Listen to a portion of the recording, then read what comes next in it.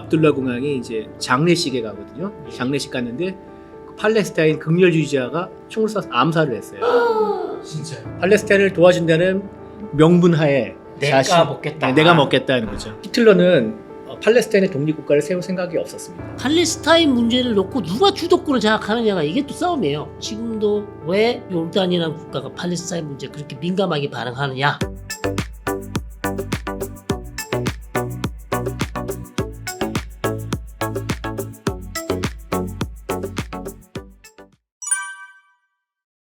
그 영국의 통치하에서 영국군한테 철저하게 훈련 받아가지고 훈련 강도가 일단 높았고 아랍 레지언이라고 아랍 군단이라고 했어요. 요르단 군대를 아랍 리전이라고 그렇게 불렀어요.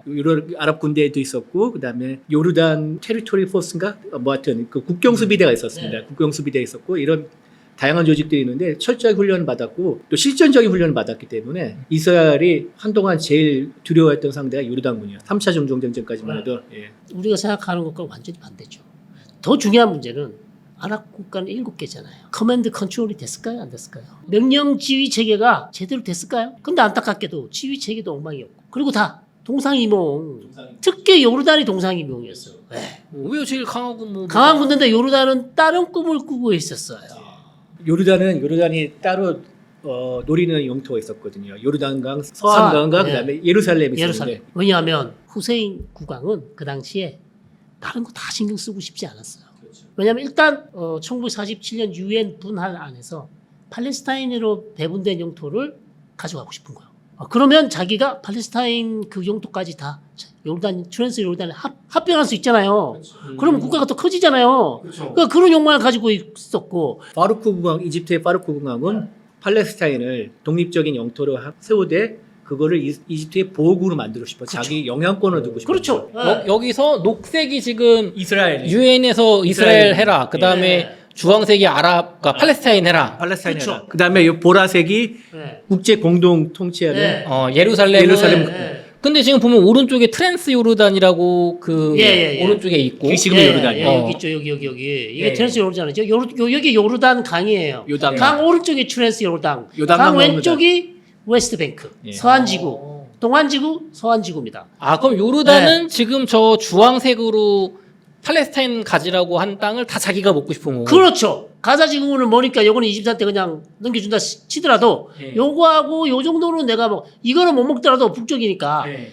요것도 먹고 싶었지만 어쨌든 서안지구랑 예루살렘은 자기가 먹고 싶은 거죠. 또 예루살렘은 상징적 의미가 있기 때문에 예. 정치적 영향력을 키울 수 있는 예. 그러니까 저 가운데 내가 이렇게 다 파먹겠다. 그렇죠. 그럼 이집트는 반대로 저 왼쪽 아래에 있는 약간 가자지구나 뭐 네게부 네, 이 지역을 이집트는 가지려고 했겠죠. 이쪽 지역에 집중적으로 들어왔고 뭐 이거 치고 올려오려고 했으나 네.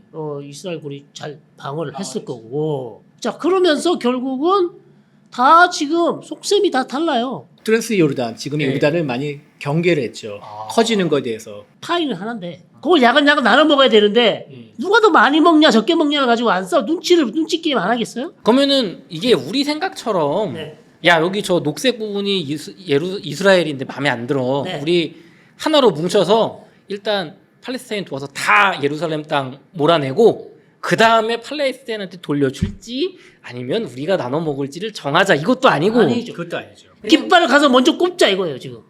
꽂으면 그거 내 거다. 그러면은 별로 팔레스타인 도와주는 것도 아닌. 팔레스타인을 도와준다는 명분하에 내가 먹겠다. 네, 내가 먹겠다는 거죠. 결국 그게 가장 큰 페인의 원인이라고 생각합니다. 아니 근데 지금 지도만 보면 아무리 그렇다 하더라도 이스라엘이 녹색이 지금 이스라엘 땅이잖아요. 네. 되게 방어가 엄청 불리해 보이네. 막 불리하죠. 나무도 있고. 이렇게 가운데가 뚫리면 딱 분단이 되죠. 네. 여기 되게 좁은 회랑이 있는데 거기가 분단이 됩니다. 그래서 이제 그 작전 계획으로 보면은 위에서 레바논과 시리아가 같이 손을 잡고 네. 북쪽에서 내려오고 동쪽에서는 여기 이제 갈릴리 쪽에서는 트랜스 요르단과 이라크가 손잡고 올라오고 왼쪽을 치고 이집트가 남쪽에서 올라오는 이런 작전 계획을 거창하게 세웠으나 요르단이 빠지죠. 요르단이 왜 빠져요? 지금 제일 세다면서요. 요르단은 지금 웨스트 관심이 뱅크, 없어. 웨스트 뱅크로. 네, 오로지 웨스트뱅크하고 예루살렘만 지금 먹고 싶은 거야. 다른 거 방어하고 뭐 이런 거 지금 신경 쓸 게 없습니다. 요르단군 트랜스 요르단군이 전쟁 때 서한 지구와 예루살렘 확보하고 난 다음에 가장 전투를 많이 벌이는 게 이스라엘 군층이 아니라 알 후세인이가 이끄는 네.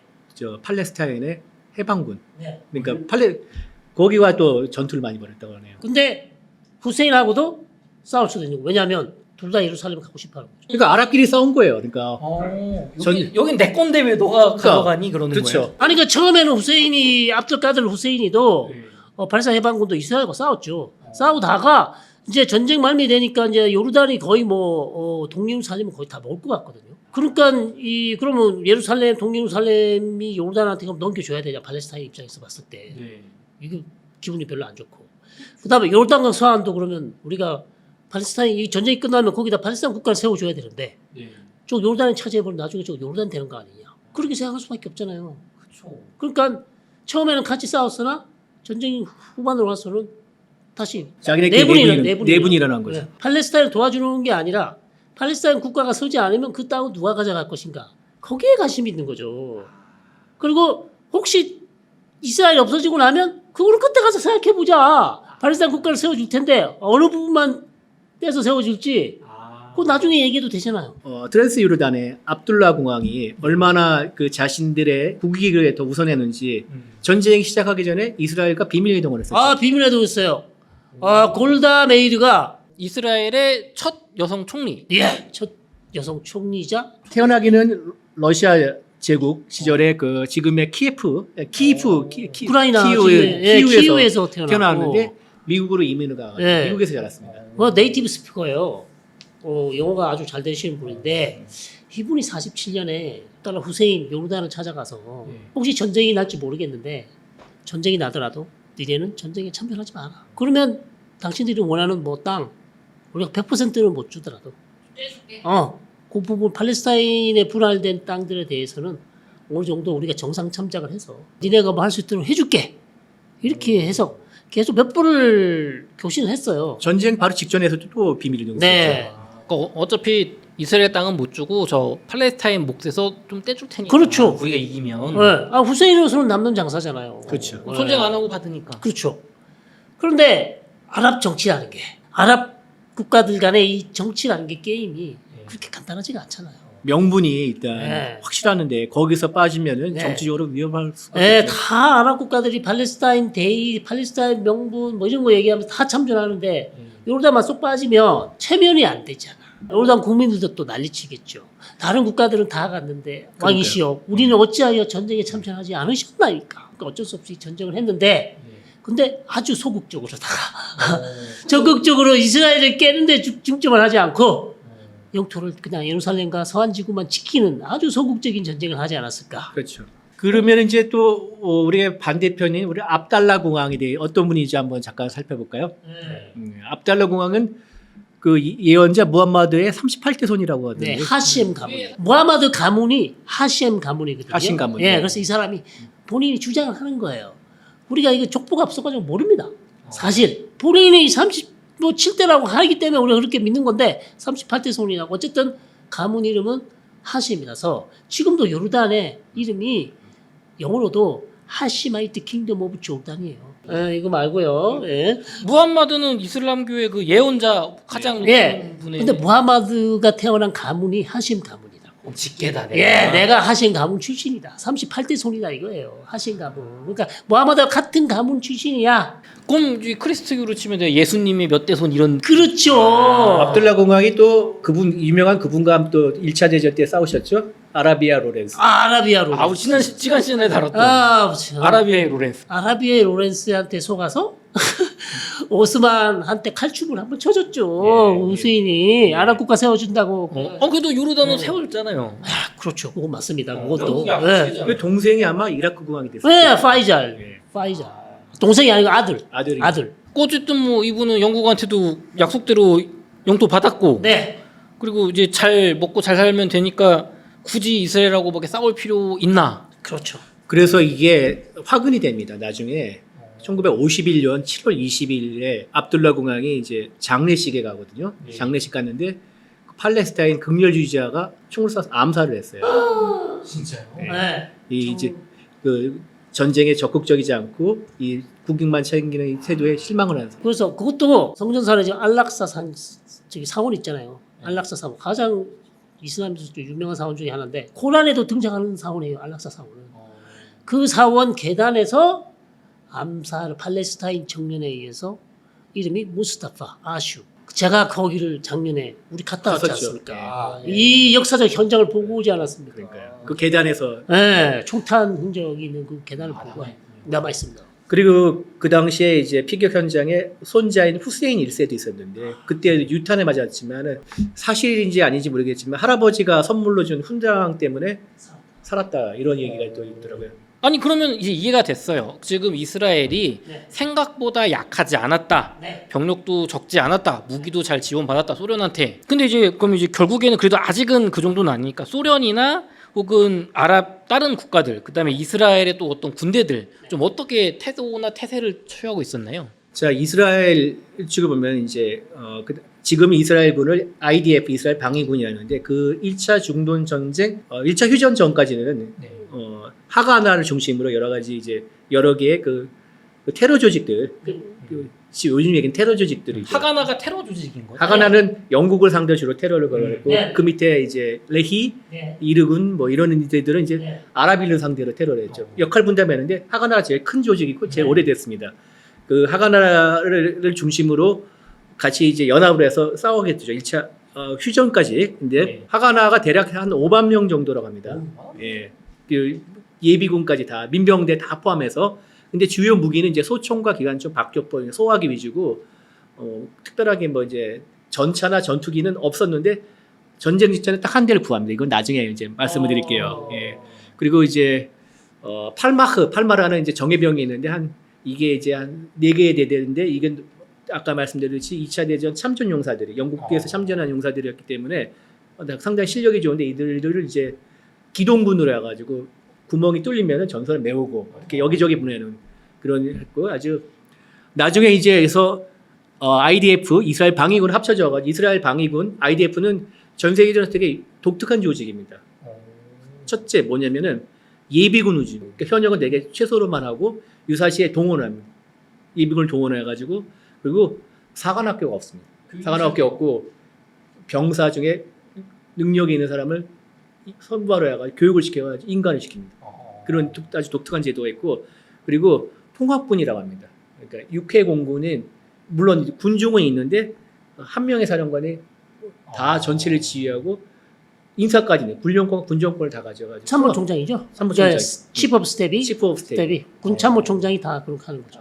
근데 현대군은 그거 육해공군 나누고 네. 이게 권한도 총장이 나누고. 따로 있는데 네, 막 여기는 형식장은 있는데 하나로 다 하는 거죠. 하나가 다. 그러니까 공군참모총장, 뭐 해군참모총장이 있는데 이스라엘은 그게 아니고 있긴 하지만 참모총장 한 사람이 그 인사도 다 관리하는 거예요. 이유가 있나요? 땅이 좁고 또 효율적으로 하고 또 통제를 하기 위해서 이런 통합군 제도가 사실 거의 없습니다. 없고 근데 사실 이스라엘이 제일 독특하게 발전했다는. 그러니까 명령 체계를 단일화하니까 일원화하니까 훨씬 효율적이지 않을까 싶습니다. 그렇죠. 예. 왜냐하면 해군 따로 놀고 육군 따로 놀고 뭐 해군 참모총장 그럴 필요가 없다는 거죠. 예, 그러면 전쟁이 산으로 가요. 그러면 예, 그러니까 아예 그냥 세계를 다 통합적으로 관리할 수 있는 참모총장 한 사람을 임명하는 거죠. 지금 우리 전쟁 급하니까 유능한 독재자가 그냥 한 명이 다 지휘해. 그렇죠. 자꾸 막 싸우지 말고 까라면 까. 근데 그게 현대까지도 잘 이어지네. 잘 이어주고 있어요. 야, 이스라엘은. 대단한- 예, 대단하기도 약간 부담이 이스라엘이니까 되기도- 가능하죠. 네. 그래서 우리 일각에서는 우리도 통합군 제도를 좀 도입해야 되지 않냐. 일부라도 도입하지 않았는데 이제 해군군 싫어하죠. 우리는 육방부 아닙니까? 육방부. 특히 이스라엘은 전쟁이 나면 육군만 전쟁하지 않거든요. 거의 공군하고 해군이 동시에 같이 가요. 그러다 보니까 반드시 이 명령 체계를 일원할 그런 필요가 또 있긴 합니다. 자, 그러면 이스라엘의 반대편에 하여튼 하가나를 중심으로 나중에 IDF 이스라엘 방위군이 있는데 그 반대편에 이제 아랍 연합국이 있는데 이제 아랍 연맹이라는 조직이 있습니다. 1945년에 이집트 카이로에서 결성이 됐는데 이집트, 이라크, 사우디아라비아, 트랜스 요르단, 예멘 처음에 이제 창립 국가죠. 그리고 이제 48년 점점 이제 사태가 긴박하게 돌아가니까 카이로에서 모여가지고 48년 2월 9일 카이로 모여가지고 유대 국가를 수립을 저지하자고 해서 회원국들이 결의를 합니다.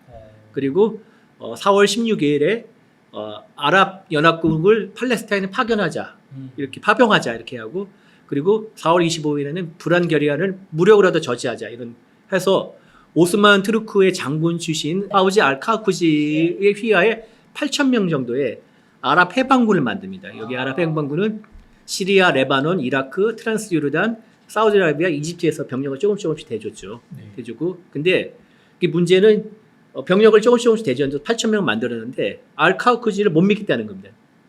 그래가지고 감찰관을 보내고 스파이를 심어라. 10분에 감독 각 국가에서 이게 뭐 감독하는 이제 뭐 감독을 보내는 거죠. 그리고 이제 아까 성 교수님 말씀하신 정치가 개입해가지고 이집트와 트란스 요르단 간에 갈등이 있었고 또 시리아도 또 있었고 시리아도 반대했고 그래가지고 의견 통일을 못하는 겁니다. 네, 무프티. 네, 하즈자민 알 후세인이. 이 인물이 이슬람 법학자죠. 네. 그리고 팔레스타인 민족주의자고. 그렇죠. 예. 그리고 예루살렘이 거의 다 알 후세인이 감은 거라고 예. 대단한 부동산 예, 팔레스타인에서 아주 건물주였죠. 유명한 가문이 몇 가문이 있는데 그 중에서도 가장 유명한 후세인이 가문입니다. 그래서 이 양반은 이제 포병장교로 오스만 투르크 포병장교로 1차 대전에 이제 참전을 했는데 그 이후에 이제 제국주의 열강들이 이 중동을 재편하는 것에 분노를 끼워가지고 그래서 아랍인 민족 국가를 세우자 이런 이제 결심을 하고 나는데 특이하게 이 양반이 2차 대전 때 좀 특이한 경력이 있죠. 나치 독일과 손을 잡습니다. 나치독이라고요? 예, 뒤에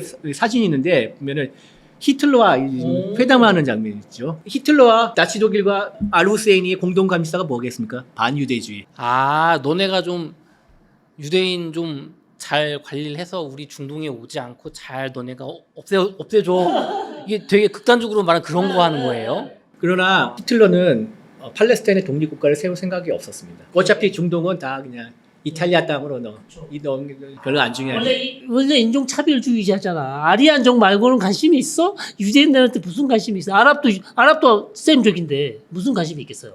그러니까 이게 되게 이제 논란이 많은 사건입니다. 그죠. 아무래도 히틀러는 네. 이게 아니잖아요. 그러니까 the enemy of the enemy is my friend. 적의 적은 내 친구다. 그래서 이제 히틀러한테까지 가서 너네가 좀 어떻게든 그러니까. 유대인을 견제해줘라. 네. 그런데 히틀러는 하사민 후세인에게 뭘 원했을까요? 기름 같은 거 예, 원하잖아요. 아니, 후세인은 원할 게 많죠. 독일 그쵸. 히틀러한테. 근데 반대로 히틀러는 후세인한테 뭘 원했을까요? 뭐 전쟁에 필요한 중동 석유 좀 싸게 달라 뭐 이런 건가요? 그런 걸 수도 있고 여론 아랍 국가의 여론을 지지. 지금 2차 세계대전 중이었잖아. 네. 영국한테 편들지 말고 그러니까요. 독일 편을 들어달라. 예. 그리고 영국의 제국주의에서 가장 핵심적인 초크 포인트가 수에즈 운하입니다. 수에즈 운하는 이집트가 있었어요. 예.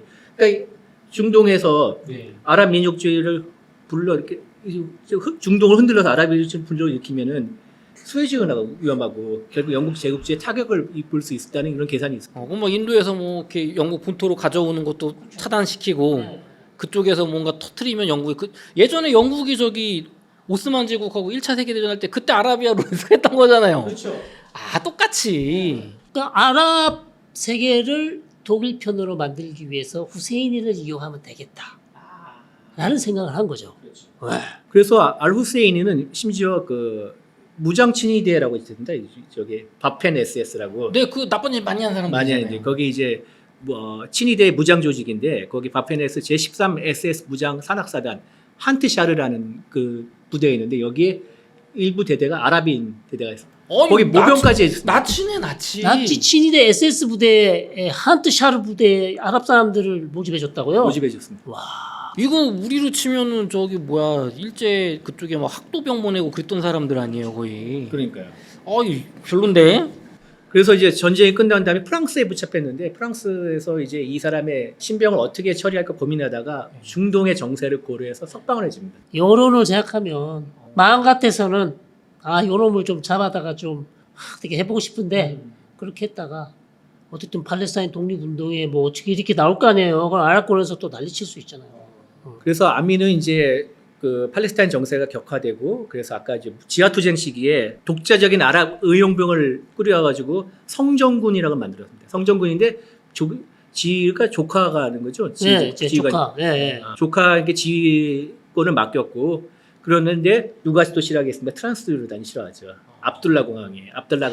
예. 그래서 압둘라 가문은 알 후세이니 가문의 또 반대편에 써 있는 가문이 있죠. 나샤시비 가문. 나사- 나샤시비. 나사시비. 나샤시비. 나사시비. 예. 가문을 또 집중적으로 지원하고 그다음에 전쟁 후반부에는 그 성전군만 또 집중적으로 노력을 투입했죠. 팔레스타인 문제를 놓고 누가 주도권을 장악하느냐가 이게 또 싸움이에요. 그러니까 요르단의 후세인 국왕은 팔레스타인 문제가 있죠. 이거는 내가 주도권을 가져야 된다. 그리고 예루살렘하고 내가 주도권을 가지고 혹시 기회가 되면 예루살렘하고 서한 지구를 요르단에 그냥 합병시키자. 이게 후세인의 꿈이었기 때문에 지금 이 후세인이 가문 팔레스타인 유역 이 가문과는 맨날 부딪힐 수밖에 없어요. 이 후세인이 가문은 팔레스타인 독립국가를 세우고 싶은 거고 후세인은 웬만하면 그냥 우리가 그냥 니네 먹을게 이거잖아요. 그러니까 계속해서 후세인이 가문과 정적이라고 할 수 있는 나샤시비 가문을 계속 자기의 군사령관으로 임명을 하고 막 이래요. 후세인이 예루살렘을 동예루살렘을 차지했잖아요. 그리고 거기 군 통치권자를 팔레스타인 사람을 하는데 나샤시비 가문을 해요. 후세인이 가문을 하지 않고 그것 다 정치적인 이유가 있는 거죠. 그리고 압둘라 가문이 나중에 팔레스타인 민족주의자한테 극렬 민족주의자한테 암살당하지만 그게 약간의 잉태가 된 게 웨스트뱅크 서한, 그러니까 요단강 서한과 예루살렘을 1차 중동 전쟁을 이제 트레스 요르단이 먹었지 않습니까? 네. 그러면 이제 국민의 구성을 보면 3분의 1은 요르단 사람인데 3분의 1은 이스라엘을 피해서 온 또 팔레스타인이 그리고 웨스트가 그러니까 요단강 서한과 예루살렘에 살고 있는 팔레스타인 또 3분의 1. 그러니까 국민의 요르단 사람은 3분의 2가 이제 팔레스타인이에요. 팔레스타인이 되니까 아. 대다수가 팔레스타인이 그렇게 국민이 된 거죠. 국민 구성이 이렇게. 아, 국가 구성이 바뀌었어요. 그러니까 지금도 요르단은 인구 조사를 안 합니다. 출신 성분을 안 물어봐요. 어차피 80%는 팔레스타인 사람이니까. 요르단이라는 그 나라의 원래 원주민들은 베두민이에요. 베드윈, 유목민이지. 유목민, 약 몰던 사람들. 우리가 뭐 무시하는 게 아니라 노마드죠. 유목민이 목축업 같은 예, 거 하고. 하던 사람 순수 그 사람들이 3분의 1밖에 안 돼요. 나머지는 80%는 70%는 전부 팔레스타인 사람들. 아니 근데 국왕님께서는 그 땅은 먹었는데 그 인구가 대부분 외국인으로 바뀌면 그쪽 눈치를 볼 수밖에 없을 거예요. 눈치를 봤는데 이제 정치를 잘했죠. 시민권을 다 줬죠. 오, 차별 안 하고 잘했네요. 예, 왜냐면 차별할 수가 없죠. 고용을 해야지. 인구가 3분의 1밖에 안 되는데 뭘 어떡하겠습니까? 3분의 1을 차별을 해요? 그러면 안 되죠. 예, 그러니까 그렇게 해서 잘 버텨왔죠. 67년까지 잘 버텼는데 우리가 이제 지금도 왜 요르단이라는 국가가 팔레스타인 문제 그렇게 민감하게 반응하느냐? 왜 중요하냐? 이것 때문에 인구 때문이에요. 지금의 요르단, 저도 요르단 갔을 때 택시 기사 이름 무함마드입니다. 무함마드. 무함마드인데 아버지 뭐 하시노? 아버지 뭐 하시노? 아버지 어디서 만나? 그러니까 아버지 팔레스타인 나블루스에서 왔는데요. 나블루스에서 왔대요. 그러니까 이스라엘하고 팔레스타인 전쟁 나면 가장 불안한 국가가 요르단이에요. 그래서 걸프 전쟁 때 후세인 1세가 이라크에 사담 후세인을 지지했지 않습니까? 그걸 완전히 실수했죠. 줄 잘못 써가지고 미국한테 욕 뒤지게 먹고. 한동안 어려웠죠. 네. 아라파트도 후세인을 지지했어요. 왜냐하면 후세인이 스커드 미사일 테라비브로 달렸잖아요. 그러니까 요르단 신나서. 예. 그랬다가 아주 미국한테 엄청 욕 먹습니다. 그런 또 얘기가 있어요. 예. 아니 교수님 그럼 이렇게 살펴봤는데 기자님 아민 알 후세이니까 팔레스타인 민족주의자 법학자님 뭐 히틀러랑 손잡고 이렇게 별로 보니까 힘도 별로 없으신 것 같고 그 다음에 요르단 가장 잘 나갔던 요르단은 내가 그냥 예루살렘 조금 먹고 내 땅 해야지 속셈 차리고 있고 뭐 이집트 아니면 뭐 레바논 이런 국가들은 뭐 오합지졸에다가 다들 그냥 내가 요만큼 먹어야지 이 생각만 하고 있는데 임상 칠몽. 저희가 그러면 이어서 2부에서 진짜 전쟁 얘기 한번 해보도록 하겠습니다. 네.